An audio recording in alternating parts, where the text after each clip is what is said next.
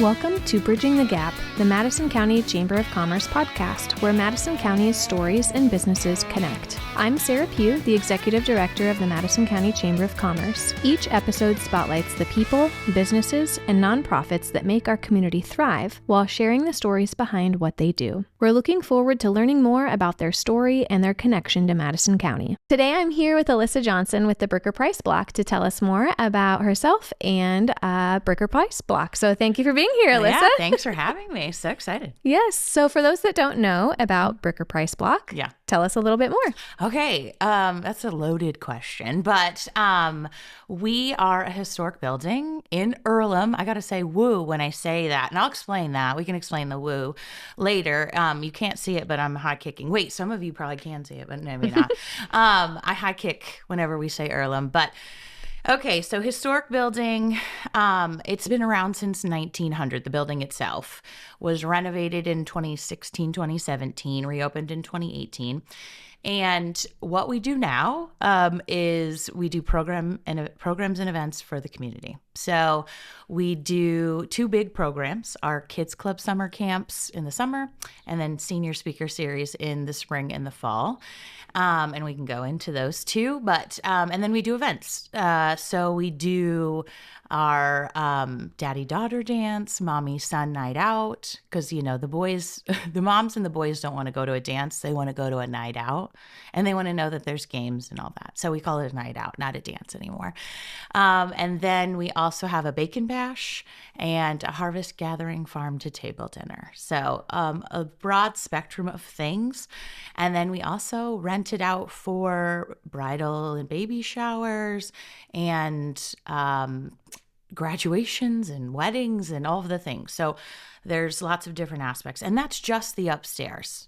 And then the downstairs, we have a cafe, and we also have a lounge and plant store. So like a wide range of things happening in our building at any given time. But if you ask what Bricker Price Block is today, that's what it is. In the upstairs, it has a commercial kitchen, is that correct? Commercial kitchen, yeah. So we actually have a cooking class from the school that actually uses that, but we've also had chefs use it for different dinners that we've done.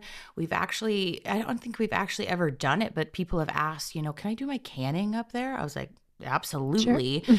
Especially if you want to come during the day, because it's relatively open during the day. So we have a commercial kitchen up there. It's pretty fancy too. It's like a fridge and a stove, a 6-pot stove top. I don't know anything about culinary, you can tell. And then we have a commercial oven and a dishwasher, all the things. So, nice. Yeah. And where did the name come from? Bricker Price Block was so Bricker and Price were the original owners of the building. So one side was owned by the Bricker family and one by the Price. So, and the building dang near covers a whole block. So that's where it originated.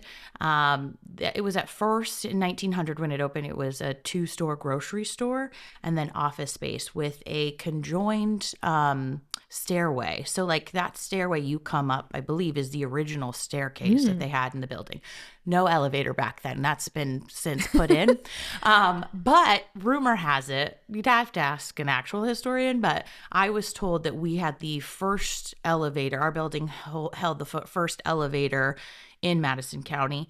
Of course, it was one of like pulleys and levers, right? Yeah. So it wasn't, and it's not where the one is that we have now. Yeah, I was going to say, I don't think I did a pulley and lever when I got it. No. We've modernized the place, but yes, it was like pulley and levers back in the day. So, but I don't know if that's true.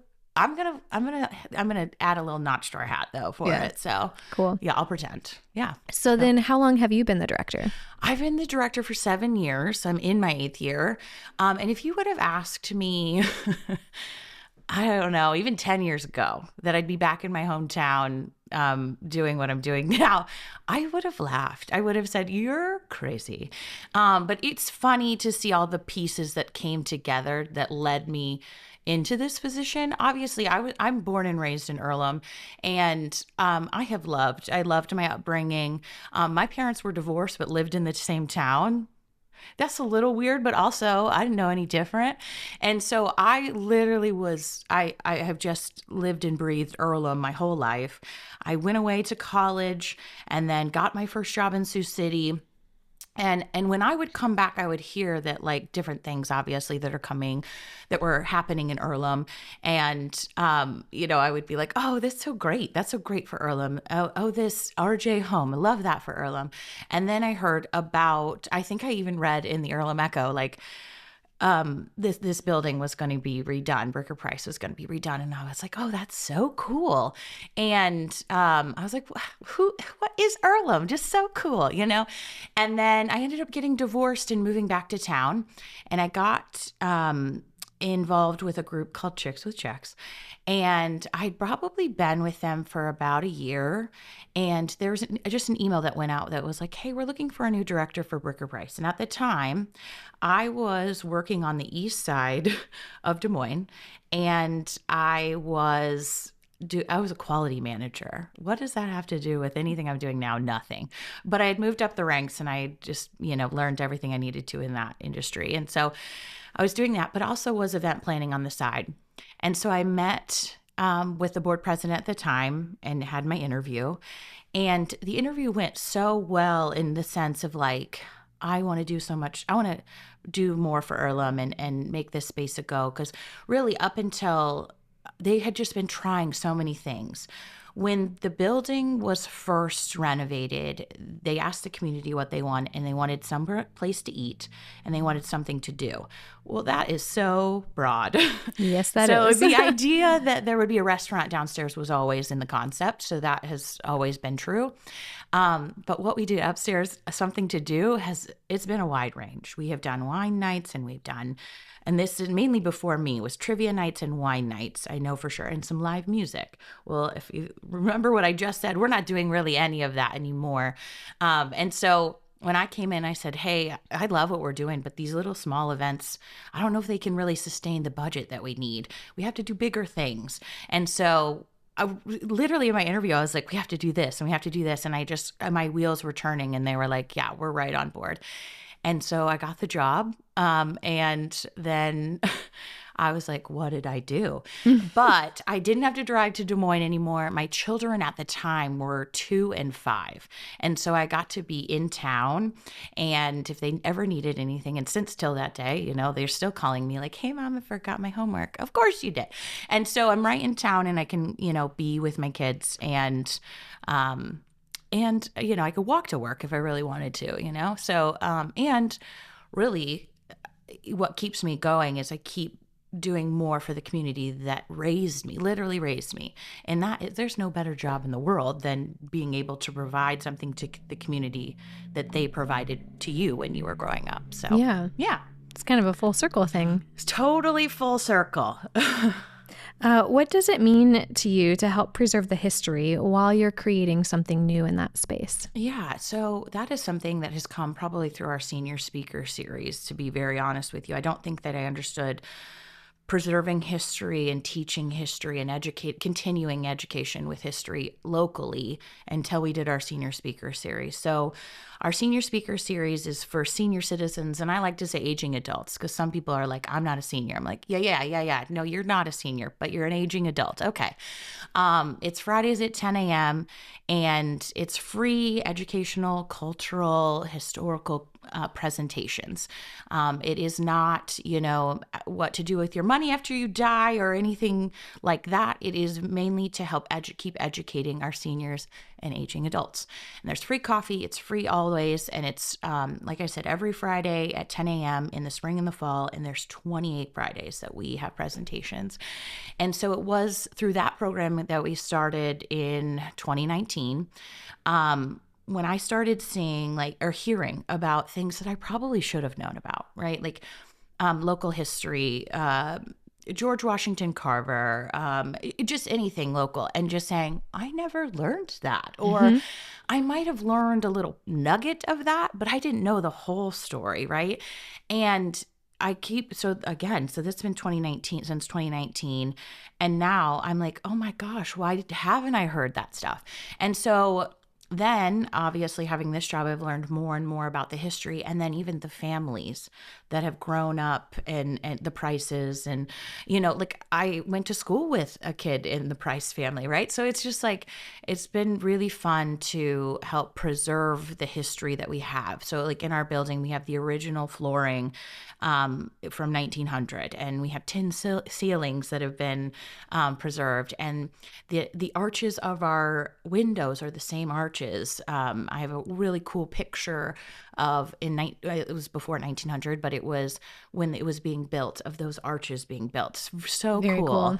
And so, yeah, I think you don't know where you're going unless you know where you've come. And so it's been really fun to help transform this space into something that we can will someday be our history, which is so crazy to think about. There are times where I catch myself thinking, someday someone will look back in the newspaper, the Earlham Echo or even the Madisonian, and say, wasn't that so cool when we hosted a farm to table dinner on Chestnut Avenue in Earlham? Right. Someday we will be history. And I think I've just come to know that through our programming.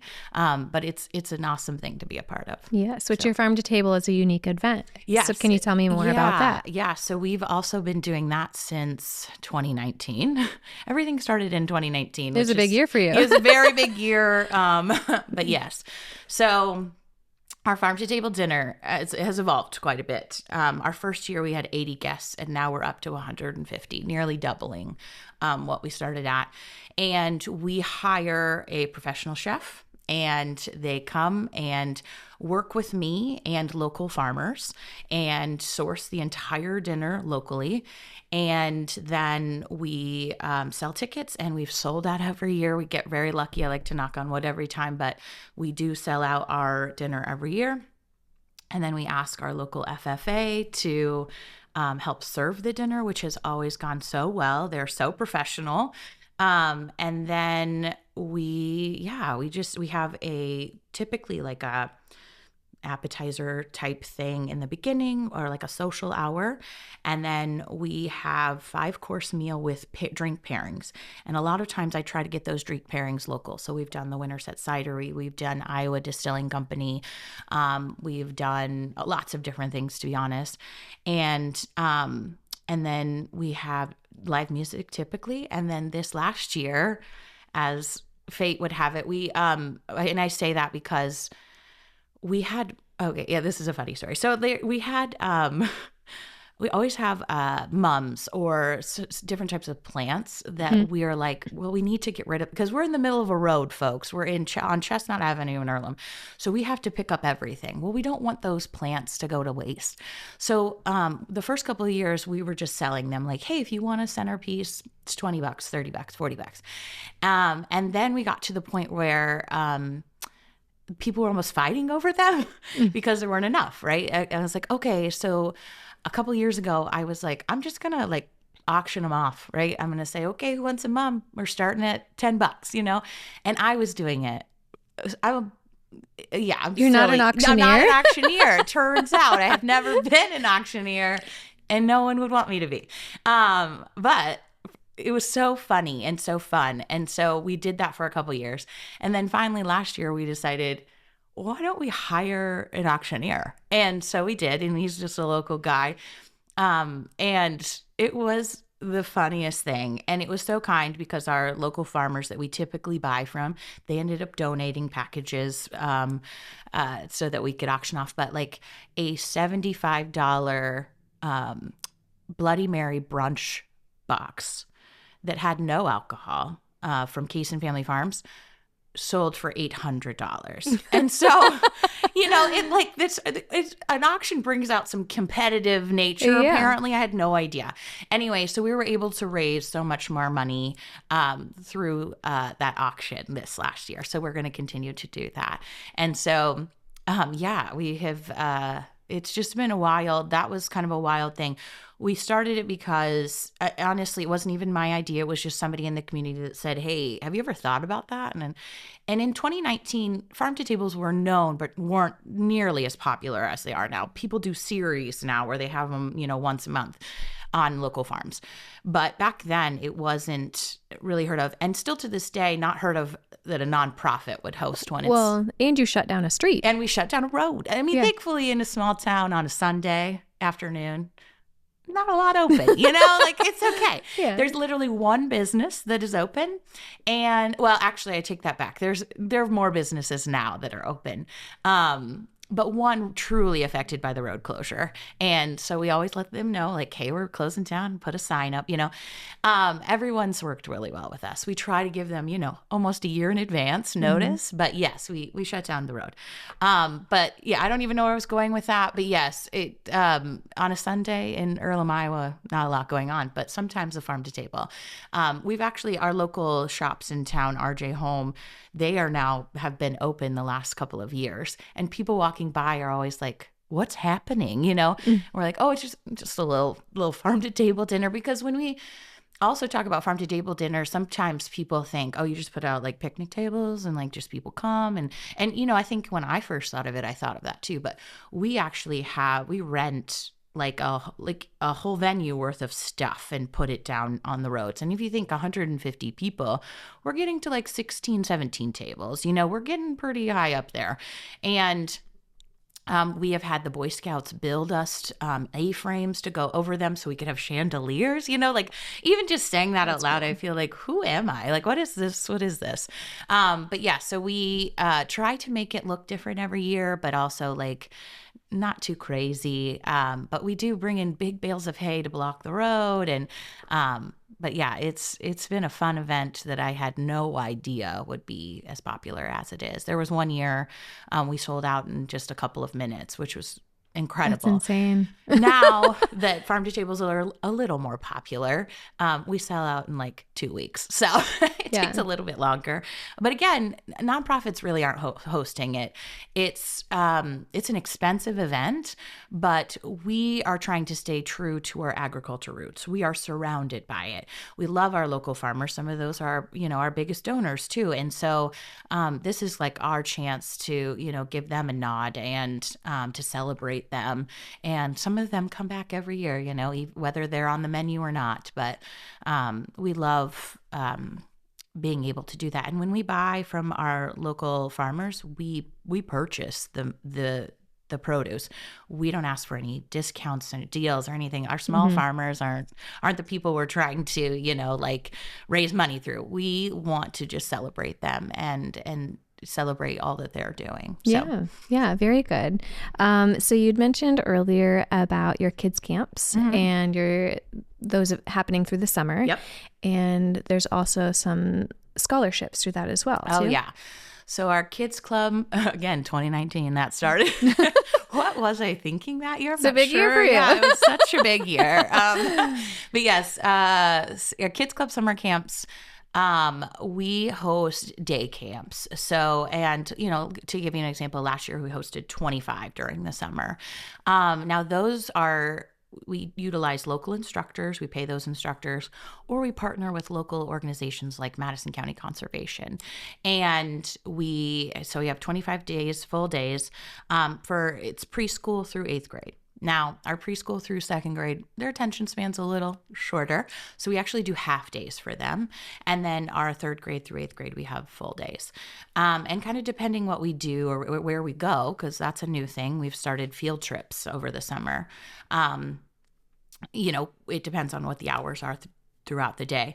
But yeah, so we have a scholarship program for that. And that has actually been since the beginning. We were able to get an anonymous grant, and it funds all of our scholarships. So we, when we were looking at applying for this grant, we looked at free and reduced lunch as kind of a guideline to say, that's a great spot where those families probably can't afford summer camps if they can't, you know, if they are on free and reduced lunch.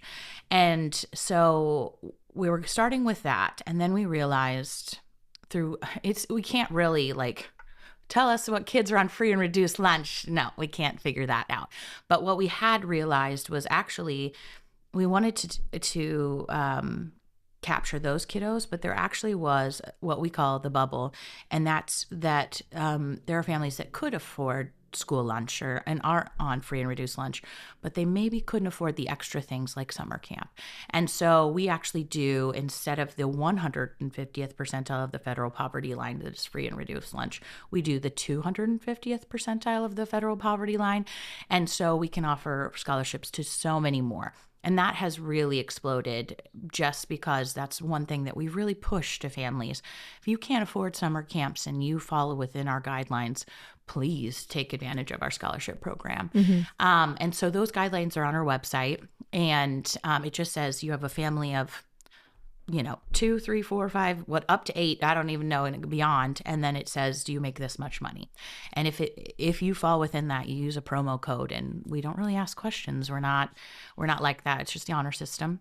And just to give you perspective of, how many people utilize our scholarships, it was dang near 50% last summer. So we had 130 kids come through our doors, and nearly half were on scholarship, and which tells me of where kind of the state of the world for us. And even in our small town, a lot of people say, oh, we won't be affected in a small town. No, we are. We absolutely are. And so it's very, we are so fortunate. And honestly, it is really like that scholarship program really hits home to a lot of people. And so we have groups and organizations that want to actually support that program too. So we're actually able to go beyond what that grant gives us to give even more scholarships. So it is amazing what that program has done and continues to do. And when I started doing field trips this last year, I started doing more. We've always gone to Pamela State Park with Madison County Conservation. That's been a fun one since the beginning. And then I started to think about what the kids on scholarship maybe wouldn't be able to do throughout the summer that maybe other kids did get the opportunity to do. Yeah. And I thought, they're probably not going to a baseball game with the Iowa Cubs. They're probably not going to Blank Park Zoo, and they're probably not going to the Science Center of Iowa. Those are the ones that stood out to me at first. Yeah. And I have some new ideas this year too. But so we were able to do that. And we partner with the Earlham Community Schools, thank goodness. And we are able to bus kids there. And it's so fun. It was so great to have a group of kids. And then, like we're at the Iowa Cubs and we're on the Jumbotron, right? It's like the greatest thing ever. Core memory. Yeah. And we've just gotten some great feedback on that. We actually had a grandmother of 4 grandchildren, and it's a single mom. And she actually found us through the Winterset Library. Very lovely that they would mention us. And they found out about our scholarship program. And she was like, she was looking for free things for her grandchildren to do, and she really just couldn't find anything. And so she found us, and she wrote us such a nice testimonial just saying, like, these kids wouldn't get to do these types of things if this programming didn't exist. And that's why we do it, right? Like that's the whole point. And we love those 4 kiddos, and we saw them over winter camps, and we hope they come back for summer camps. So it was really, it's been really great to know that kind of a difference that we can make. And it really isn't us. It's people moving through us, right? We're just there to say, hey, we're going to host this, and we're going to use local people. And then from there, it's like, oh, there's been people like, yeah, we want to support that. Yeah, we want to help you. How can we help you? And then it just happens. It's just really cool how that works. Yeah. So then do you utilize a lot of volunteers when you do your field trips and your camps? Oh, absolutely. Yeah. We have what we call our camp nanas. So it really was like, I wanted my mom to be there helping us, and she is one of our camp nanas. And then it was like my old librarian at one point. And then it's just kind of grown from there. But yeah, we have our aging adults, our seniors that still want to be active and love kids. We have those. And so we're actually looking for camp nanas if anyone wants to be a camp nana this year. And you don't have to come to every camp. My mom, chose to come every Thursday or kind of whenever she wants typically. But so, it just kind of depends. But then we also utilize silver cord members. And I think around here is it gold? Sometimes it's gold, sometimes it's silver cord. I don't know. But we utilize any of those students to get their volunteer hours. And then we've even had interns, which have been super helpful. And I've had a spring intern that helped me get kids camp going. And then I've also had summer interns that hosted their own camp, and it was great. So yes, I mean, we couldn't do it without volunteers, that's for sure. The instructors, sometimes bring their own volunteers, and sometimes, I'm in there, saying, yeah, whatever you guys need. So, So if someone's wanting to volunteer, they absolutely email you. And what's your email address? Yeah, it's brickerpriceblock@gmail.com. You can also go on our website, and at the very bottom, it's a contact us section, and you can contact us there, and I can get those messages too. But yes, absolutely, always looking for volunteers in nearly everything we do, because I am the only employee. So even if you love organizing, my office could always use a good organizing, because we go from event to event to program to event. And so it's constantly like, oh, I need this stuff now, and I need this stuff now. And so literally on my review from my board members, they're like, organization is something we could always do. Always. It's just hilarious to me. I'm like, yeah, I know, guys, I know. But it's just, it's just not my thing. Yeah. So I try. And now I make it a social media bit. I just put my camera up and say, okay, help me organize. And I put my, speed the video up, and I just organize. Some people love those videos. Yeah. And actually it's nice for me to see too, my office going from a disaster to finally clean. So yeah. Very good. So looking ahead, do you have plans that you're looking? Are you having another 2019 with a bunch of new programming? Oh my gosh. We do have a program that we're trying to get up and running.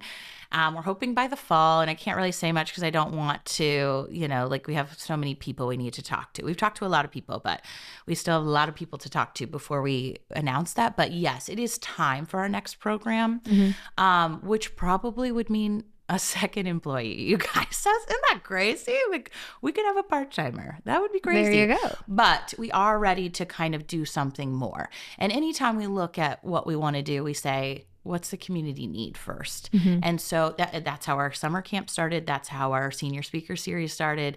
And so we're kind of looking at that next thing, and it would be programming. So it would be free or affordable. And, it would just, I can't even say anything, but it would definitely be something that our community has been saying that we've needed, and it would just be our spin on that thing. So nice. That's so vague. No, vague, it's a hook. You got to stay tuned. Yeah, you got to stay tuned. Follow us everywhere, Oh gosh. Anything else you'd like people to know about what you do and why you do it? Gosh, the one thing I would say is we are completely funded by ourselves. So we have we get no finance or no help from, not help, that's a bad way to say it, but no financing from the city, the state, or the federal government. We're not that type of nonprofit. We are private. And so every single event we do, every single program we do, every single fundraiser we do is to fund the building and all the things that we do in it. So we have a $200,000 budget, and every year I have to look at it and say, okay, I got to get us from January to December again. And there have been years that it's been really tough. But our community is the reason we're still here. And we are just so fortunate, I think, to be in Madison County and to have the people that we do here that really support local. I mean, we say it all the time, to support local, and there's people that just live, eat, and breathe that. Yes. And we love them for that. And we wouldn't exist otherwise. This is something we didn't, from the beginning, and I wasn't there in the very beginning, but even when I started, we didn't know if it was going to go. We didn't know if it was, and there are some people that say, if you own a restaurant, I just heard Nina Lorimer easily say this about beans and beignets, but if you own a restaurant for 3 years, and you make it through that 3 years, you're good. They don't say that about nonprofits, I'm pretty sure. Any given year, it's a crapshoot. And so every year we are just so thankful by the end of the year that we made it, and that we are able to do what we do every single time. So, it's kind of a plug to say, did you know? And also, thank you so much to everybody that has supported us. It's been amazing. And we hope that we keep surprising you and providing more to the community every year. So, awesome. Yeah. So you said your website. Yep. You're on Facebook, Instagram, TikTok. Yeah. That's where we see the organizing videos. Yeah. That's where you might see those. Yep. And our Instagram stories. Yeah, sometimes. But yes, we are on all the things, trying to be on all the things. At Bricker Price Block. At Bricker Price Block. And typically, actually, it's at Bricker Price most of the time. You'll find me. There's not a lot of things that have Bricker and Price in them. Okay? Yeah. So, yeah. Very good. Well, thank you for being here today. Thank you so much. Thank you for listening to Bridging the Gap, the Madison County Chamber of Commerce podcast, where Madison County's stories and businesses connect. We hope today's conversation gave you a deeper look at the people and passion behind our local community. To learn more about today's guest, visit their website, and for more chamber events, membership, or resources, visit www.madisoncounty.com. Be sure to subscribe, share, and join us next time as we continue bridging the gap across Madison County.